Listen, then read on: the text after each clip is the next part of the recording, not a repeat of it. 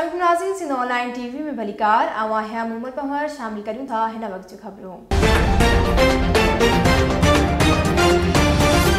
नाज़रीन, सॻियूं जी BHU अस्पताल के बुनियादी सहूलतूं फराम करण लाइ GSN पोहरियत संगत तरफ़ां गुज़िरियल 7 ॾींहनि सियाल स्टाफ ते लॻायल बुख हड़ताल कैंप ते नेठ इंतज़ामिया जी अख खुली वई। नोटिस वठी जायज़ मुतालबा तस्लीम करे एहतिजाज ख़त्म करायो वियो। सिंध ऑनलाइन टीवी जे रिपोर्टर लाला इशफाक भागत मूजिब सॻियूं जे BHU अस्पताल में बुनियादी सहूलतुनि जी खोट ख़िलाफ़ सॻियूं जे सियाल स्टाफ वटि GSN क़ौमी पोहरियत संगत के ज़िले अगवान कामरेड आशिक चन्ना, कामरेड गुलाम कादिर चन्ना, कामरेड असगर खान चन्ना ऐं ॿियनि जी अगवानी में लगल गुज़िरियल 7 ॾींहनि खां बुख हड़ताल ते PPHI जे regional director Mohammad Hasan Kolachi, PPMNA Syed Javed Ali Shah Jilani जी सेक्रेटरी ज़मीर हुसैन कानहर, PP अगवान गुलाम अब्बास राजपर, PP अगवान सिराई हाजी शहदाद खान भागत, अलवरायो खान चन्ना, मियाँ असदुल्ला चन्ना ऐं मौज़ी शख्सियतुनि बुख हड़ताल कैंप ते पहुची जसकम जे मरकजी wise chairman Amjad Maisar, Ayaz Korai, Asghar Korai, GSN पोहरियत संगत जे ज़िले अगवान कामरेड आशिक चन्ना ऐं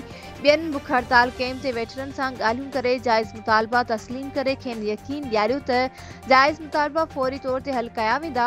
अहिड़ी यकीन ॾियानी खां पोइ बुख हड़ताल कैंप ते वेठलनि पंहिंजो एहतिजाज ख़त्म करण जो ऐलान करे छॾियो। उन मौक़े ते GSN पोहरियत संगत जे ज़िले अगवान कामरेड आशिक चन्ना तरफ़ां नेशनल प्रेस क्लब सॻियूं जो शुक्रिया अदा कंदे चयो त असां नेशनल प्रेस क्लब सॻियूं जे सहाफ़ियुनि जा थोराइता आहियूं जिन ज़िम्मेवारीअ सां भरपूर कवरेज ॾेई असांजो साथ ॾिनो।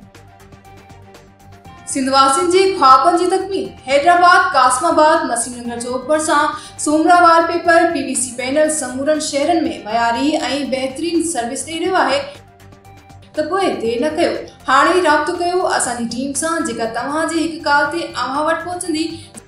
जेका बणाईंदी तव्हांजे घर खे खूबसूरत ऐं अव्हांजे ख्वाबनि मुताबिक़। राब्ते लाइ राजन अली सुमरो, मोबाइल नंबर 03333 707 886। वधीक खबरुनि अपडेट्स जे लाइ ॾिसंदा रहो सिंध ऑनलाइन टीवी।